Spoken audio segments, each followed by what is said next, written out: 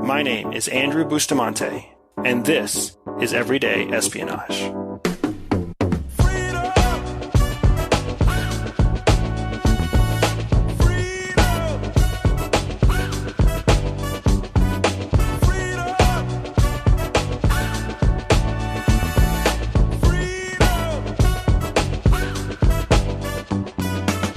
One of the hardest parts about working in the private intelligence sector is the lack of efficiency. Now, don't get me wrong, everyone values efficiency, right? Every client, every customer, and every business I work with wants to be efficient, but for some reason, the theory and the reality of efficiency are rarely the same.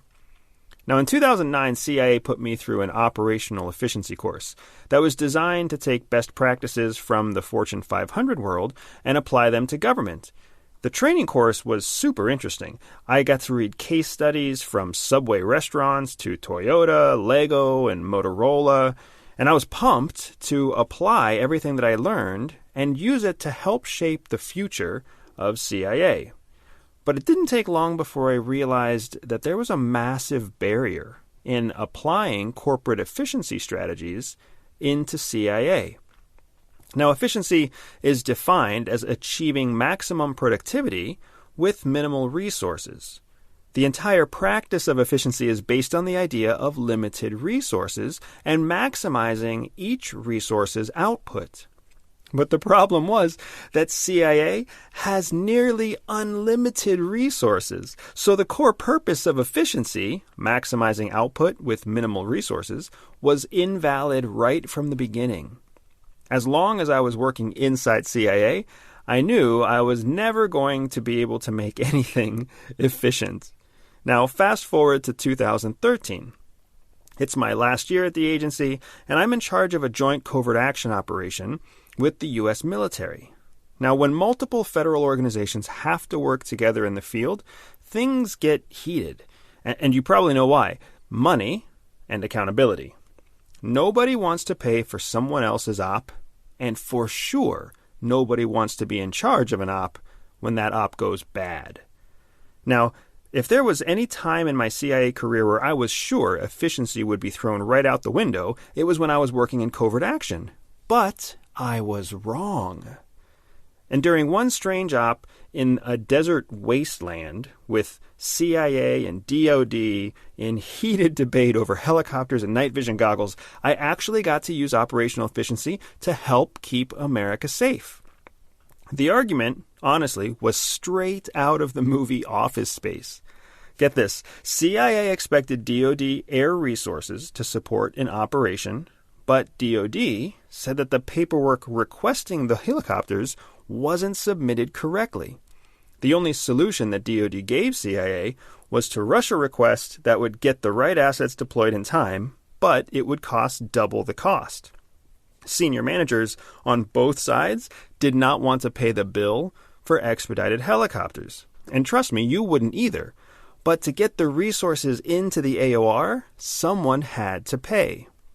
So I put on my operational efficiency cap, and I threw out this idea that I thought no one would listen to. I suggested that CIA leadership send a direct request to the base commanders already in the AOR and ask them to deploy their own resources to support CIA, rather than going through the Pentagon. I figured that all government workers and veterans, we kind of know that every commander's goal is to spend as much of their budget as possible so they can ask for more budget the next year. And I figured that no base commander in the AOR would turn down the opportunity to be the hero that saved a CIA covert action operation. Now, in the end, I was right, and the idea worked, and within hours we were swimming in HH-60 Pavehawks. We were also swimming in angry emails from the Pentagon. But the reason I'm telling you the story isn't because I did something right. Trust me, I did tons of stuff wrong when I was at the agency. But the lesson I learned about efficiency was powerful, and that's what I want to share with you today. Efficiency, as much as we all want to say we love it, as much as we all want to say we need it, it is not the default state for people.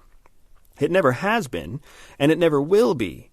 And even though everyone wants to minimize the resources they use, nobody agrees on the expected outcome. And efficiency requires both. It involves maximizing outcomes with minimum resources. Consider the average university. They don't really want to graduate every student. That would take too many resources. But they do want to maximize enrollment because each new student brings in more money. Or look at the average insurance company. They don't want to pay for every claim. That would take too many resources. But they do want to maximize customers paying for insurance because it increases their bottom line. Even parents don't actually want to care for every need their child has. That would suck every ounce of money and energy that a parent has.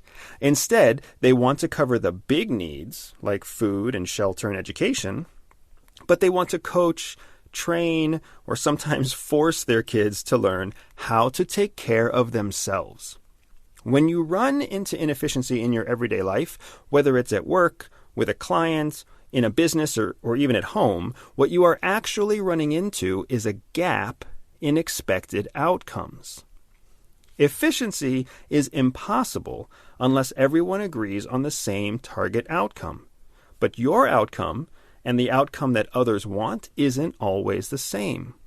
You wanted your university to give you the best possible education, but that's not what they wanted. They wanted you to stay enrolled for as long as possible. You want your car insurance provider to pay for the damages when you have an accident, but that's not what they want.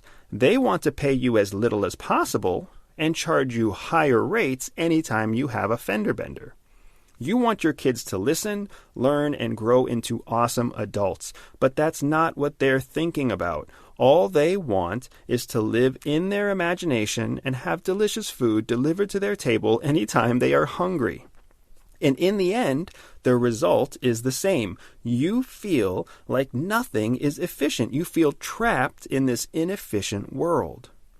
Now that I run my own private intelligence ops, I get to apply operational efficiency all the time. And I try to teach it to clients and students, but trust me, it does not always work. In my last Streetcraft course, where I teach human to Tradecraft, I specifically told my students to spend their 2-hour break casing their operational sites so that they would know exactly how to approach and execute each step of their operation. 30 minutes after I sent those students into the field, I came across 2 of them sitting at a relaxed lunch in a trendy coffee shop right here in St. Petersburg. I chuckled to myself because they were spending time and money, 2 of the resources I had intentionally limited for them during the operation. They were spending those resources on a nice midday break, not realizing that they were going to fail their outcome. And that's exactly what happened. When they missed their dead drop window 90 minutes later, it was because they went to the wrong location. They never took the time to case the appropriate location.